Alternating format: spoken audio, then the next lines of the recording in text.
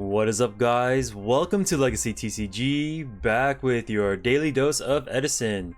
Today we have the top 8 of SoCal Retro Yuge's playoff series at Card Addiction.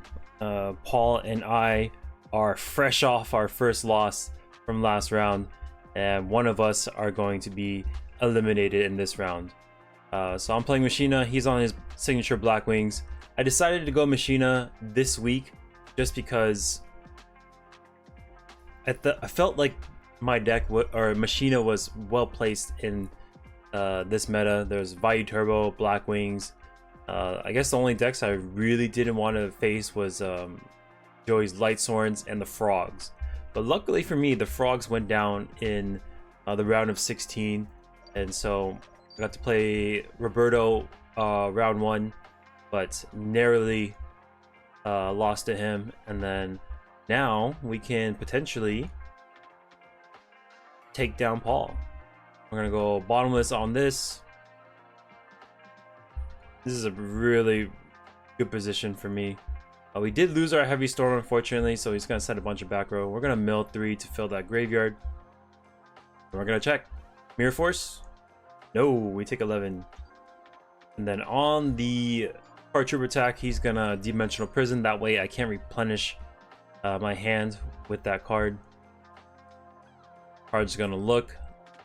The Lila is the only other target besides Raikou, right? So I think I only have one Lila in this iteration, and then we just have to search for another Raikou.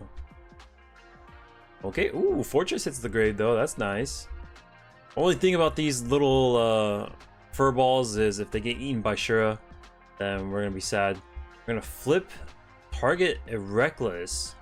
Not ideal, but we're just gonna go in with these guys. 14, we're gonna do 1500 right here.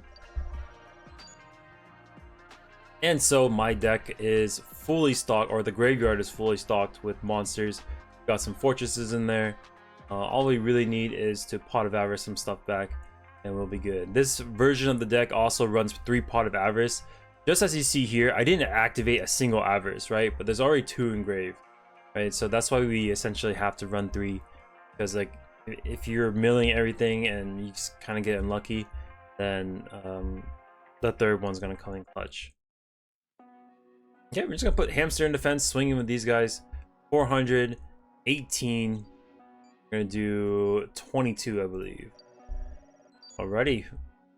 After the initial bottomless on Bora, we haven't come across many Blackwings. He's gonna double Reckless end phase, and thus making him only skip another draw phase. So after this one, just one more, and then he's clear to draw more cards. He's gonna True Nade. If I'm thinking here, probably a Compulse. Do I want to send something back? Maybe send the Gear Frame back to add another force. Yeah. With all that out of the way, his hand full, you can kind of take advantage of these what do you call them, mammals? Yeah, I guess mammals is the term. Because how would you group hamster and dog and a dog, right? What would you call that? Anyways, Black Whirlwind into Sirocco is gonna search for something. He could look to pump with like a Bora, clear off these Raikous. He's gonna opt for a Blizzard. Has the 4-star engraved, so he's all set up. He's gonna go into Gale. We're gonna wipe this board. Potentially. You can shrink the hamster, that way it's not much of a wall. Run over these Raikous so they don't have any bodies. Oh, he's gonna shrink the Raikou. Okay.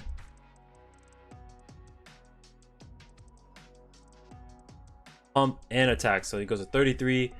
We take 32 here. Simming sets some back row and pass.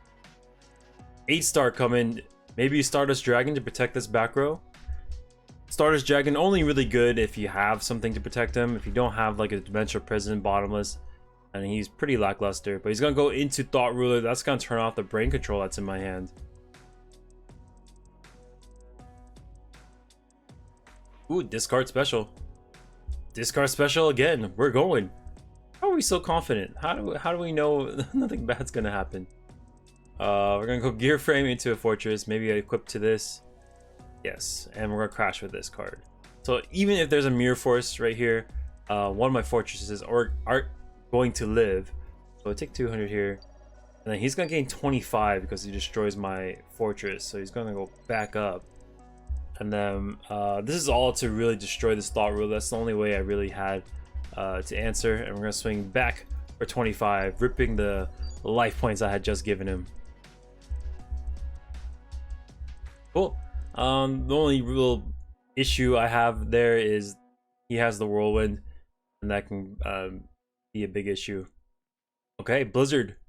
We have the Crow. There we go. Main deck Crow, just one of them. And let's see. He's gonna be able to search for a value, but not gonna have a real way to pitch it. Okay, swing over this. Does what he can with what he can. Maybe he has an Icarus attack, Torrential. We're gonna brain control this value, and he's gonna pick up the cards. All right. So we are up one game. One more is gonna advance us to the next round. One more loss from Paul, and he's eliminated from Season 11 championships. All right, he goes set monster, set 2 back row. I'm a little bit scared of him flipping a morphing jar on me, because I know he does run that dark technology. So I have to be a little bit wary of that. Ooh, we just passed. On draw, we're gonna compulse this. Don't want to find out what it is. I want more time to use my hand. If it is a morphing jar, then, you know, I want time to set my stuff, or at least pitch it. Okay, Gear Frame. Gear Frame goes Fortress. Probably even extend into this. If I'm gonna lose my stuff, then I'm gonna lose my stuff. Ooh, Crow. Crow's my fortress during post-resolution window. We're gonna Crow his Crow. And it was a morphing jar. Friggin' A. Alright. So we get to replenish our hand. He replenishes his. And he's got a trap dust shoe on the declaration. I guess we take the hamster. Yep. Hamster goes back. And then he's gonna take maybe 18.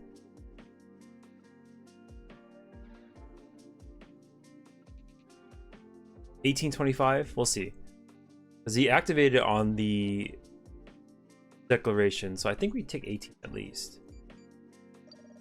And then main phase 2, we are gonna heavy storm, hitting a heavy and a brain of his own. I really wanted to rip those cards because I knew he set those cards in preparation of his morphing jar. So whatever was down there, maybe potential whirlwind or something even juicier, like this brain control and heavy storm. Okay, here comes Blizzard into Catastor. That's gonna deal with the fortress. If you didn't know, you can actually run over this Catastor with the Gear Frame Fortress combo. You just attach the Gear Frame to the Fortress, attack. The Catastor will trigger, pop the Gear Frame off the Fortress, and the Fortress will continue to go through. Since the Catastor only activates once at the start of damage. But we answer him with this Cyber Dragon, swing in for 2, eats a D prison. And now we're gonna replenish his hand. I think we're in a really good spot right here. Grave full, Avarice running. Gonna replenish this hand for that +1. Auto greed essentially.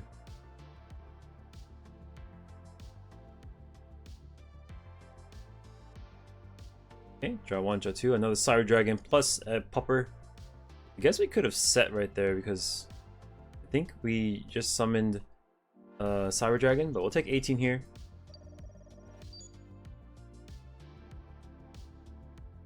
Discard special. We'll swing. Icarus is gonna take everything. MST and Fortress go down. We're gonna set this card. Whoa! Try to double summon. That's how I really win, is gaining extra normal summons. But I think in my head I was like, oh, I can set this card and then special with gear frame. But usually how it is I set a card and then special Fortress, not summon gear frame. So I got a little ahead of myself. But Paul's like, how'd you do that? I was like, well, how did I do that? Alrighty, we're gonna swing in 1825, putting him down really low. Let's see, 1900. But he's got this whirlwind ticking, and with this whirlwind, he can crawl back into this game. Let's see, depends on the monster he summons. Does he have access to Gale? He does. Oh, that's really good. So he's gonna go normal Sirocco. Gets Gale, I'm assuming, because that's what. Extend with this. Set whatever he needs. If it's a monster, then there's not much you can do. But imagining this goes into Dark End. Okay. Dark End. Pre-resolution, we're gonna look this hand. Probably get rid of the Shura.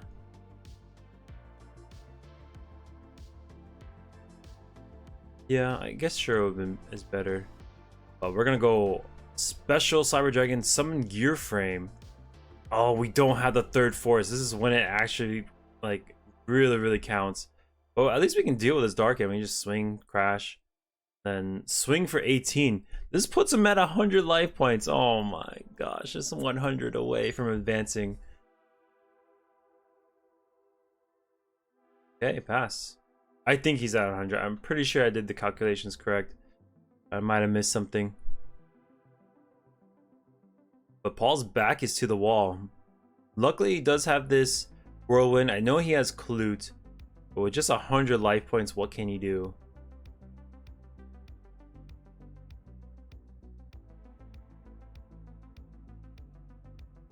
Okay, Vayu with the backup Clute has to do what he has to do to stay in this game. We're gonna attack. He's gonna go up to 22. We'll take 400 here. And set a card and pass. And this Vayu do it. This lonely bird. This graveyard bird. We're gonna deprison. We're like, you know what? Get out of here. I'm done with your shenanigans.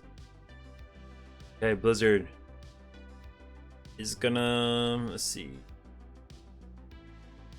hook in for 13. Okay, you have Brain Control Caius in hand. That's really good. Brain Control here. We're gonna pay 8. We'll take that. Tribute for Caius. Burn the Shura for, okay, I guess my life points are way off. We're gonna attack deprison. Otherwise the 1000 would have burned him. So I can't quite see my calculator, but okay. Set and pass.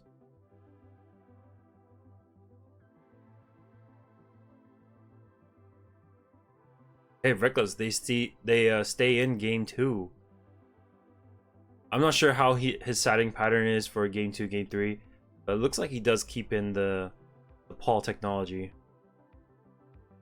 I.e. Reckless Greed, Morphing Jars.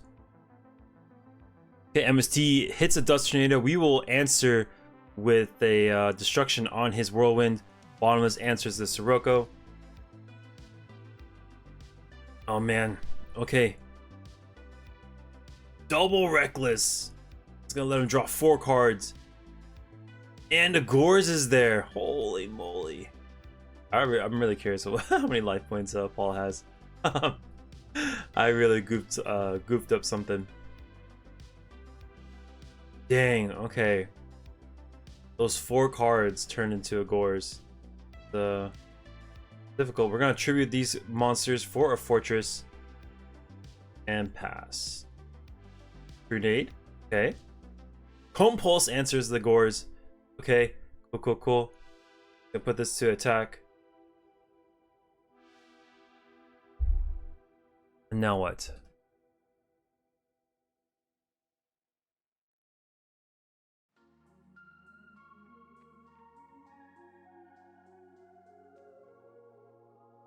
This token is not very strong. He's gonna attack over this fortress for 600. We're gonna pop the token on the way back. Draw. Ooh, Pot of Avarice. Oh my gosh.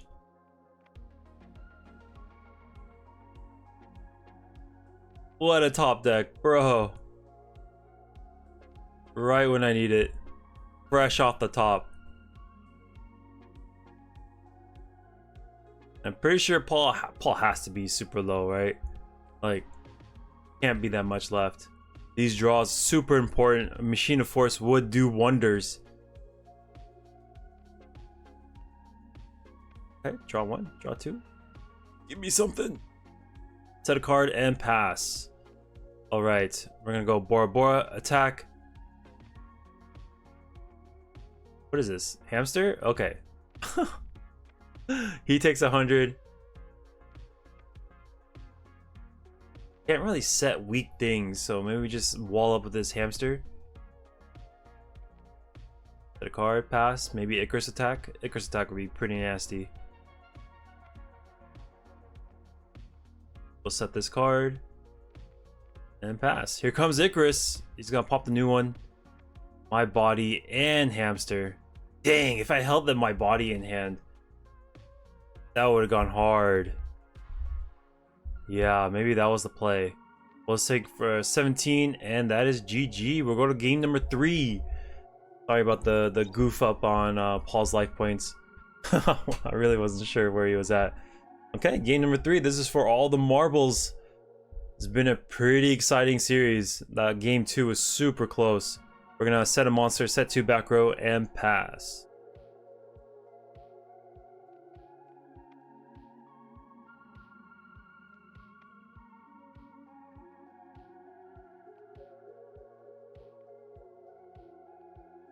Oh, interesting.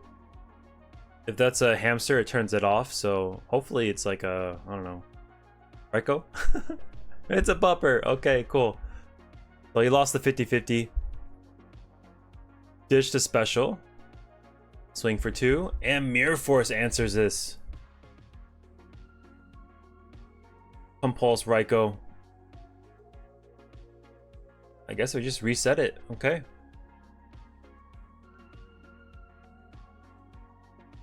Blue's gonna go in, reset this Ryko. That way, none of his other things will go down. He doesn't set anything, so he probably already has Gores in hand. And it's gotta be something I need to pay attention to. Blizzard. He's gonna go into Clue, swing for 13, make sure he wants to get that 1300 in before potentially going up into something bigger. Or he might just set a back row and then go Icarus. But Catastrophe would probably be the best monster. Android, it does gain you life points, but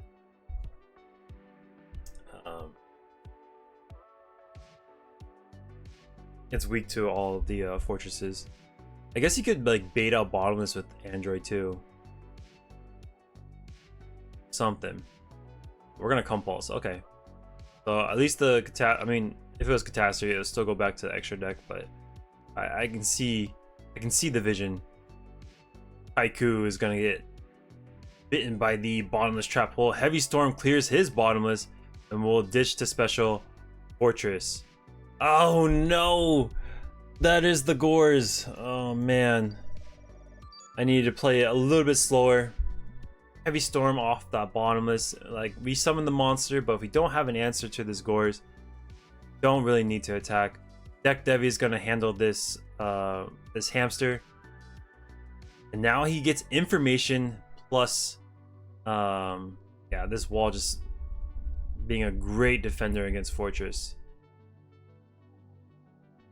Okay, Blizzard into this. We can go into Catastrophe, and he knows what my back row is as well. Yeah, swing. We're gonna take 25 here. Ryko hits the dust as well. And that is GG. And the last card is a Dust Tornado. So right here, let's see. You go heavy storm, pitch for force, get the fortress, and then we swing. But we noticed that earlier when he had 4 cards in hand, he didn't set anything. He didn't summon monsters. He didn't set any back row. So at that point, we have to realize that there's a potential for Gores. So if we're swinging with this fortress, you better have an answer for that Gores, whether it be like Caius or whatever. But my last card was a hamster, and going hamster, or like letting him drop this Gores makes this deck Devi live, and that crushes the hamster, which is probably a very key part in keeping my life points you know, high, and you know, destroying whatever his board is. So if we go, let's see, force, pass, right?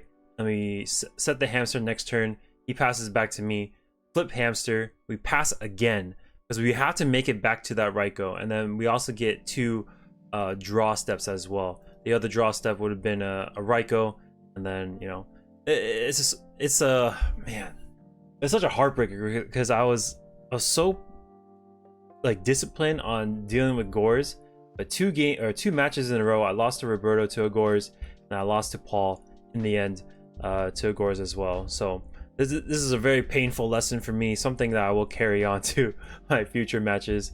But it was a fun match. I really appreciated the match I had against Roberto and Paul. Congratulations to Paul. Hopefully he advances all the way to the end, becoming season 11 champion. If he wins this season 11, he's gonna be a 4-time champion at Card Addiction, and there's like 11 seasons total, so that's like that's almost like a 50% win rate, which is absolutely insane. Yeah, anyways,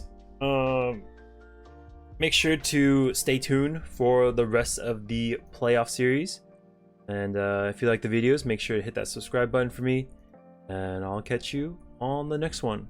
Peace.